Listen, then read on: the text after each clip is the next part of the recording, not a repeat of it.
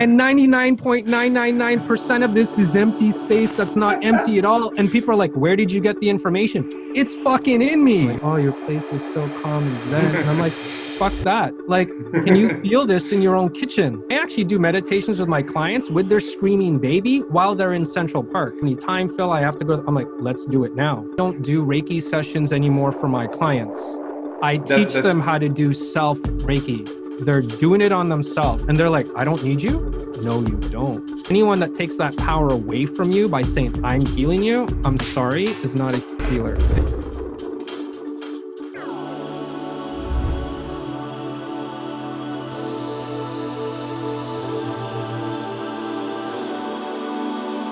That was amazing.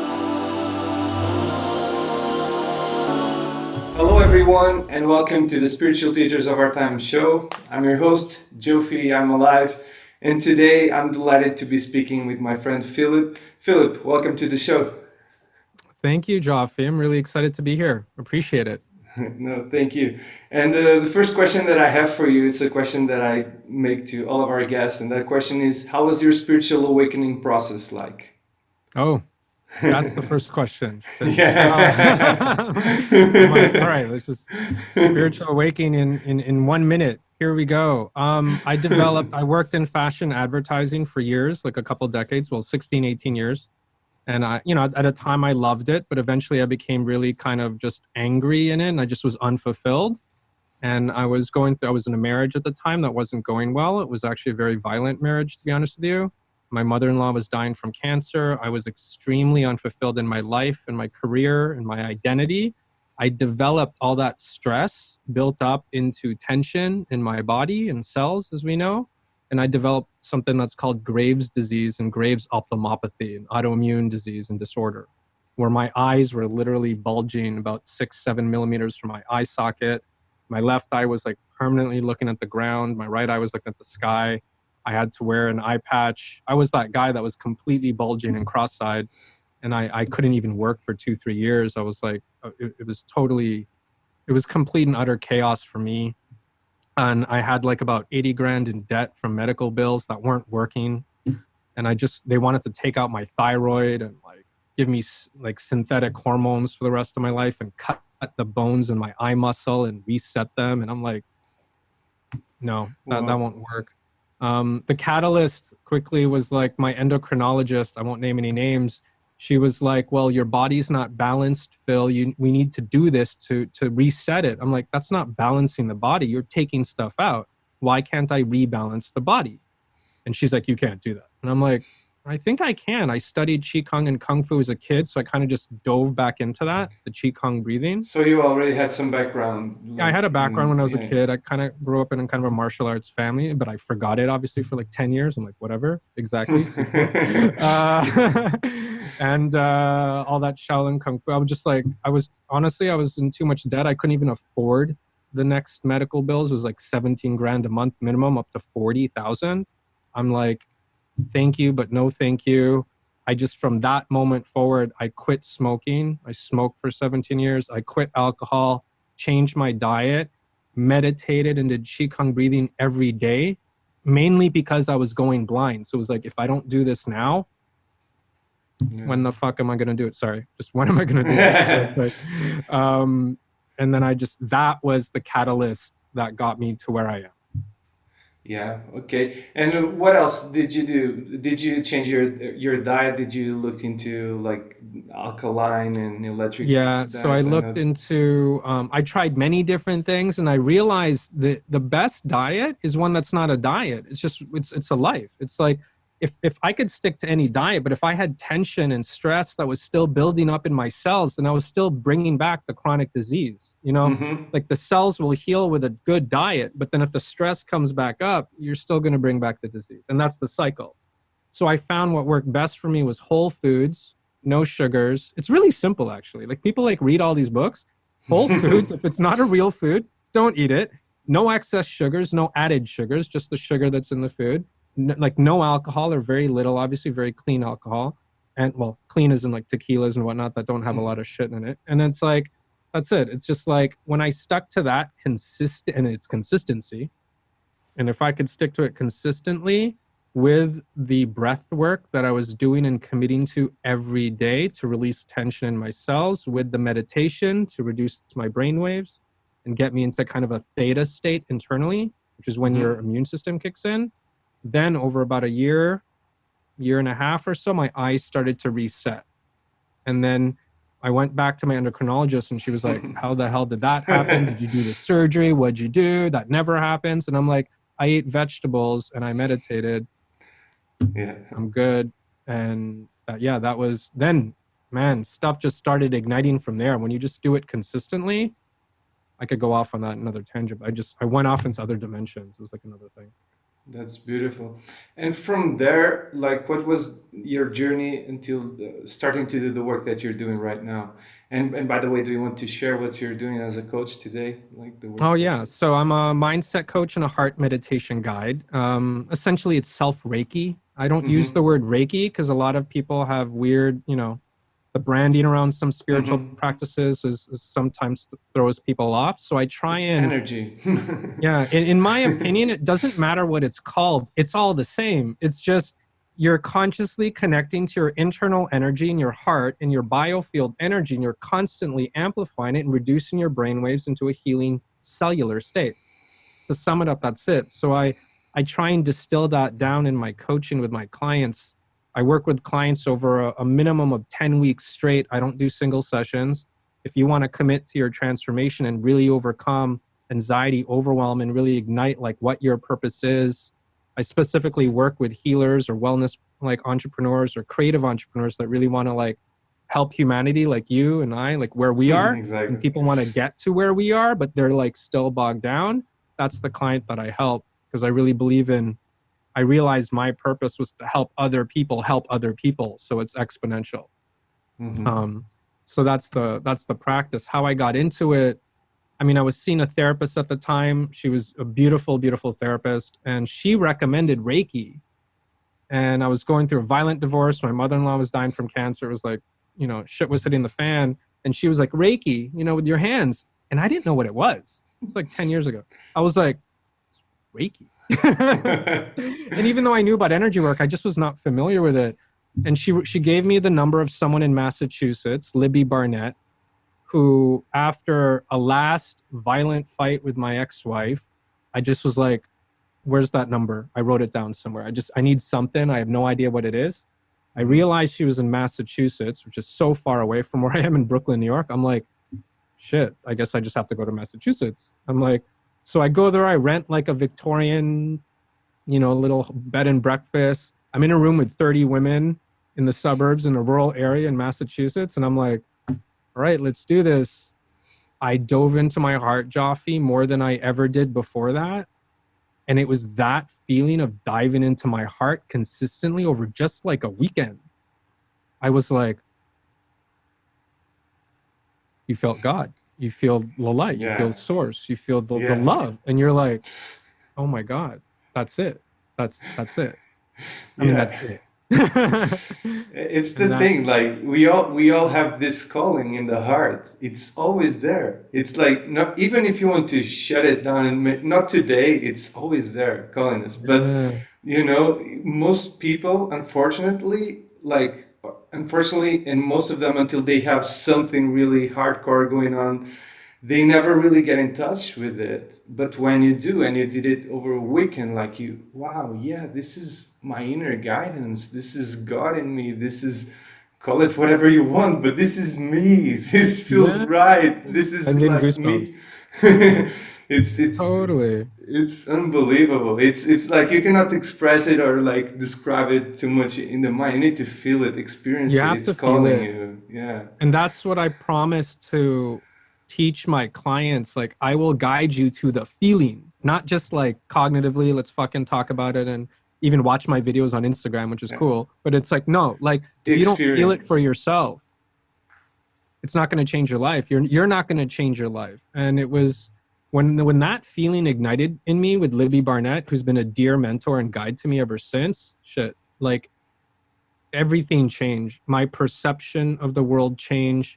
My commitment to Reiki or whatever we call it. I studied with 3 other teachers for years. I was committed. I read every book. I didn't just go to like a level 1 or 2 class. Like that's what I recommend for anyone. Don't just do a level 1 or 2 class. Like dive in. If you're going to dive in, study every modality. There's a Korean modality. There's even a Christian modality. It's just like you're connecting to your inner light. It's prayer. It's like when you study it in Eastern Vedic, traditions and Qigong breathing and breath work and any type of even Hindu practice, yogas, other versions, it's just even savasana at the end of yoga. You're releasing the tension in the body so you could dive into that inner feeling with more subtle awareness. And that is it. That is when you ignite that feeling, you ignite your inner guidance. You ignite cellular healing. You reduce the stress and the cortisol in your brain, and you increase the dopamine, and you increase your biofield energy. And then the hard part, that's almost the easier part. Can you then take action based on the feelings that you're feeling to then change your life? And the only reason I did, like many people, I was motivated because I was going blind. So it's like, and hopefully for most people, either that see me or talk to people like us, hopefully they don't have to wait till that moment, or maybe that's also their path. It's the path we choose or unconsciously choose. So but ever since then, committing to it and going deeper, I studied with a sound meditation teacher and mentor in India, and as well went deep into that. And it was diving deeper and deeper. The meditations got deeper and deeper to the point where I felt even subtle like vibrations in my body while I'm awake. Mm-hmm. Like to release the tension in your body with such hyper subtlety that I felt lightsabers in my body. And it was like walking around I'm like texting my friends going, what is this? It's like all through my body, to the point where I could astral project. And not kidding, I know I can talk to you about this because some people are like, what are you talking about? I'm on the right channel. Yeah. But like this talking to other beings in other dimensions going like, Phil, this is universal knowledge. Here you go. And you're like, you wake up and you're like, all right, I guess that's it. But yeah, sorry. That was. No, yeah. And it's unbelievable. Yeah. The deeper you go, for me, I also I agree with what you're saying. Like we should dive deep on these practices, on this philosophy study. But actually, at some point, what starts happening is that it's like some inner guidance starts to take over, and this experience start to bring the knowledge. Like with me, it was like that. I never had studied Kundalini or whatever, and suddenly I'm just like meditating and just like expand, and just like you have all kinds of experiences, and it's like it's you start to reconnect with that inner guidance and going whatever you need to go. And yeah, it gets deeper and deeper and deeper and more powerful, and it completely changes everything. Because as soon as we have some of these experiences, when you kind of go back to the level of the collective consciousness, you're never completely lost in it, because it's so strong. Yes. That we have these processes that I'm sure you experienced this too. You go higher, then you kind of need to come down here and be with people and start, and then but you're never lost here again, and it's so different. The whole experience is so different. It's because it's one bubble. It's like before we wake up to that reality, we're like, okay, this is work life and modern life and my family. And this is just cognitive reality. And then we're like, oh, there's that spirit world up there. What is that? Whatever. And we start to define it, judge it, label it, create religions to describe it. But then when you feel it for yourself and you go from here and you feel this and you come back down, if you're still in a conscious state to be able to take action and work with it, which is also another thing, not get lost in it and want to just stay there, you realize it's in the same universe. Yeah. So because it's within the same universe, it is actually all the same experience. It's all gradations of perspective and polarity within the experience of higher consciousness, lower dimensional reality. And when you can bridge that gap, you just live your life, period. You're like exactly as you said it. You are inner. People like a lot of people that work with me in my program, they're like, how many books did you read? Where did you read this? Who did you study with? I'm like, the earth, the air is pregnant with data. Like We're fucking, I mean, your tag, I'm fucking Yeah. alive. Like, it's like, you're fucking alive. Sorry, I hope I can swear here. Like, you're No, but fucking I do it all alive. the time. Don't worry. Okay, you're fucking alive. I'm looking out of my eyeballs, and I'm like literally like touching my fingers, talking to Joffy in Portugal, and I'm in Red What? Hook, Brooklyn, and I'm What is touching things. this? And 99.999% of this is empty space that's not empty at all. And people are like, where did you get the information? It's fucking in me. I'm made of it. Joffy's made of, sorry, maybe I said it. It's like, maybe I drank too much coffee this morning. It's like we're made of it. It's like, where's the info? It's in you. It's in everything. How else am I like growing gray hair? What is programming this shit? It's like, fuck. It's like when you tap into the inner guidance, you can solve every life problem and create the life that you want, period. Period. Absolutely. And you realize that you're already doing it and you receive it and you're just mind blown or heart blown or whatever you want to call it, because you're just more consciously aware of it.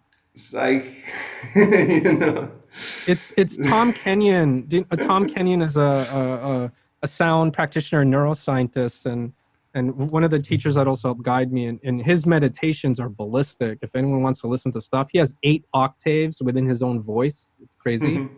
And his meditations dove me deep, deep, deep. But he even said, I love the way he said this. He's like, you know, the air is pregnant with information. It's just like I love that word, pregnant. Yeah. I'm like, it is. It's like, oh, it's not like there's nothing here.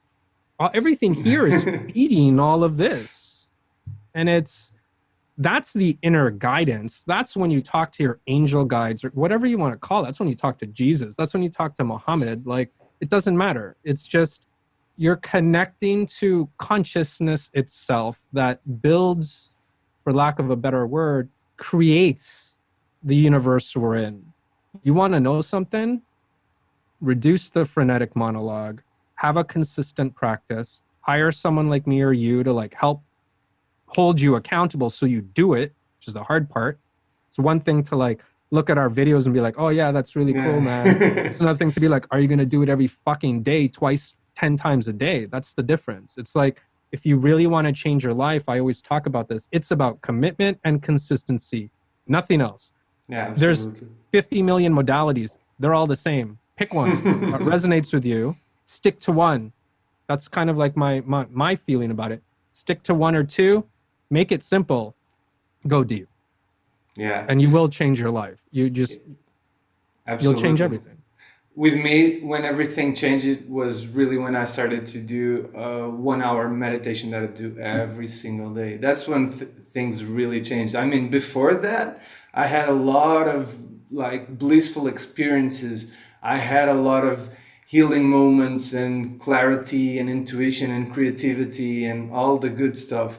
But it wasn't enough. I was always coming back, struggling. And I started doing these meditations I believe like almost 10 years ago, when I started doing this really powerful meditations that really got me to connect with source in me, to, you know, turn my attention within for 1 hour a day. Like, that changed everything. And I didn't need to look into law of attraction or any of that kind of stuff, because I was blissful. I was receiving life and everything completely changed, you know, like I didn't need stuff outside of myself. I was enjoying that I could have all these beautiful things, but I was fulfilled. Like, I started to be fulfilled, you know, in me. Having a girlfriend, not having a girlfriend, okay. Like, having like success in the career or not, okay. Like, you know, of course you want to do things, but it wasn't taking my bliss away.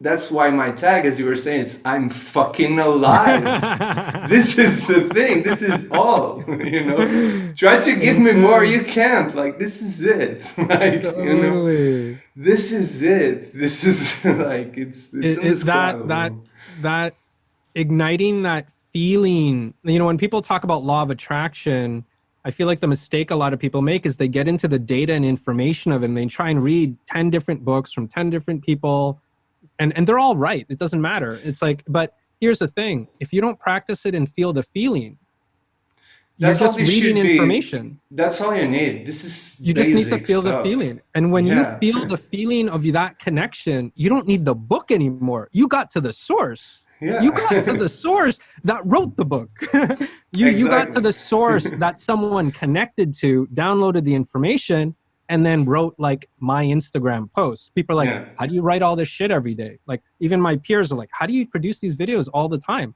I'm like, I'm connected. I'm literally practicing even now a state of divine connection. And that's when you are inspired. Like I wrote a post the other day on that inspiration. It's very simple. It's in spirit. Take in spirit. Take in breath. Take in the spirit of life, God, Allah, source, whatever you want to call it. Breathe into your vortex.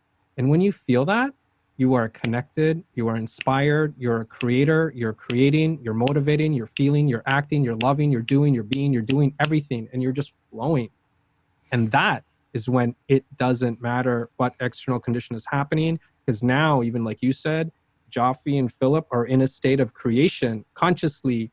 I want to go do something. I do it. I notice I didn't do something the way maybe I could have done it better. Cool. I'll do it better again now. That's it. Period. Life is good. Yeah. I love We're that. healed. Yeah. I love that. Awesome. So yeah, and one question that I have for you. So you studied like I did, like I went through this healing, like became a healer, studied Reiki, studied a lot of stuff, became a Reiki master and other master of other things. But eventually, what really was wanting to express in me was not really being a healer. Like I still am sometimes, because I am throughout the day. Even when we're speaking like this, we're healing. Somebody's listening to this and they're like, hey, I feel so much better. This is what I need. It happens all the time with you and me. You know that. It's like, Totally. it's beautiful. So we're still healers.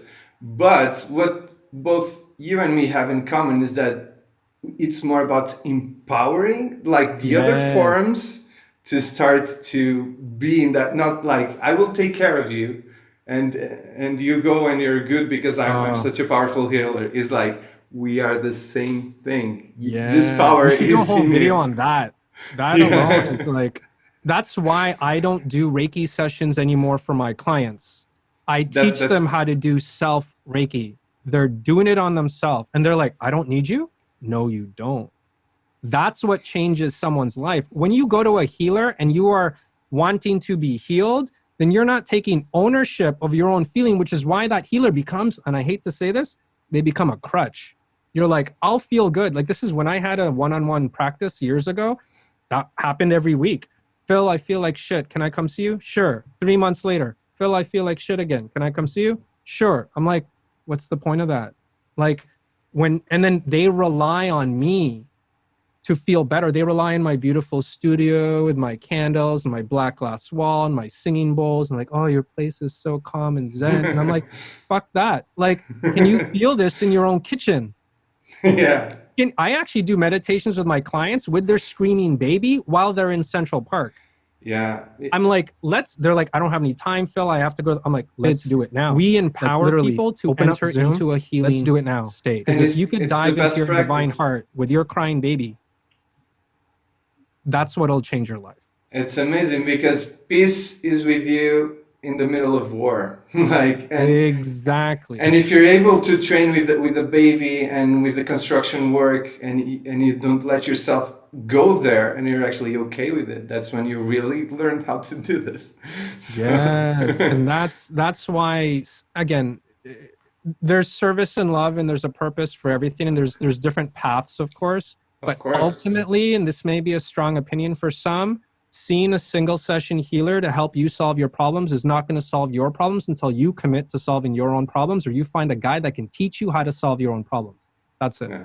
It's like, and anyone that takes that power away from you by saying, I'm healing you, I'm sorry, is not a healer. It's we empower people to enter into a healing state. Yeah, absolutely. Their own connection.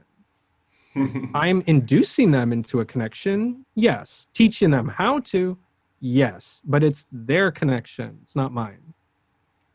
Okay, perfect. What would you say like to someone, you already gave your opinion, but could you share just like maybe one, two, three, I don't know, some practices, something that people could start looking into Yeah, if they're like one of listening? the biggest practices I have with my clients is actually more of before we get into Reiki. Mm-hmm. Here's the thing. A lot of people try and practice inner energy work, but they're still in a high brainwave, frenetic, anxious, overwhelmed state. Like you're Mm-hmm. running at a high beta brainwave. So like there's beta, alpha, Exactly. theta, delta. Theta's when you're sleeping. Can't go into all that now. I'm sure a lot of your listeners know about that, or Google it, look it up. Mm-hmm. When you're in a high beta and you're in panic and frenzy and like shit's hitting the fan, you can't feel that inner energy. Your brainwaves are too high. That's why you either need a practitioner to help you, or you need sound meditation, which is what I do too for extreme cases with clients with more trauma, to reduce the brainwaves. But you can do a lot on your own by releasing tension in the body, a somatic body experience. We hold that tension when we're walking around, I'm in New York City. It's like everyone's like, oh, I got to go to work, got to do this, got to go get my coffee. And it's like, we don't recognize that we hold that emotional baggage. And here, when you start to release tension in the body throughout your day, not in your yoga class, not at night when you have your headphones and a meditation from Phil or whoever, listening to one of Joffy's videos. No, like release the tension in your body throughout your day. That slow drip will change your fucking life. It is like that will allow you to release the tension so you could feel more feelings, then you could feel more inner energy, then dive into the Reiki or energy work. Yeah, love that. So yeah, we're actually coming up on the end of our time for the interview. Philip, do you have like any final thoughts that you would like to share? Oh geez, just take it. Here's the one final thought. A lot of people say, wait till you're ready to find the right practitioner. We scroll through Instagram and we see so many life coaches, healers, people like you and I giving a lot of tips and advice. And what I find with a lot of my clients, they were waiting a year, sometimes two, before they made that first call with me, because they're waiting for the right time. Yeah. And here's the thing about right time. There's no fucking right time. You either make a choice or you don't. Or you unconsciously make another choice not to fix the problem. So like you either consciously make a choice to take a step and contact someone that can help you, or you unconsciously make a choice to stay in the same stuck place. And that shit after a year, with even my clients, when they tell me, they're like, why didn't I call you last year? I've been looking at your videos forever. It's like whoever you align with, not me, whoever, like just if you're really feeling that tension in your life and you really want to activate change and you really are like shit's hitting the fan and you're like another year or two passed by and you're still in the same stuck place, just fucking make the call to whoever. It's like, because when you take that one step, you just made that time the right time. Absolutely. And that will change your life.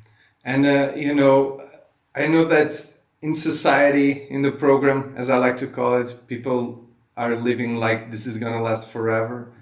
Yeah. Time is really like the most precious thing, our time and our energy. And, time passes fast. This is a beautiful experience. It's not time to play humble. It's time to take the most out of this, to fail as people think that they are failing, to do everything, to try everything, to go for it. So totally. Yeah. Absolutely.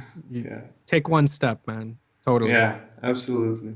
So yeah, Phil, I had like a beautiful, beautiful time. This is honestly one of my favorite interviews. I loved it. Awesome. I love the energy. We kind of got, I think maybe we drank coffee, but it was good. Totally. I love, and thank you. And I appreciate you giving your spirit sincerely. I've been following you too for a while. So I just want to honor you.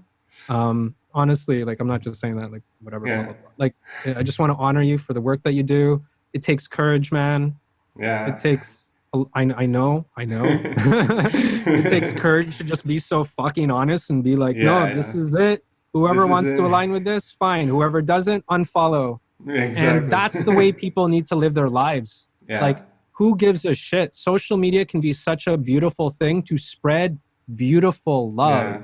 It doesn't have to be this negative, blah, blah, blah. It's like, no, there's people like you and me and all of the people you sharing so much fucking love and just full respect, man. It's awesome.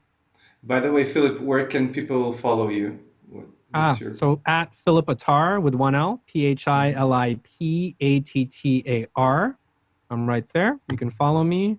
And if they need anything, I'm always there giving, tips, advice, cutting into limiting beliefs, showing people how or why they are where they are, and kind of prodding them to be like, are you going to make a decision or not? I get kind of like, I'm not going to be that healer that's like, come when you're ready. No, like, do you want to live a good life or do you want to wait another year? So if they do, then they can check out my profile and I give away a free consult and they can give me a call.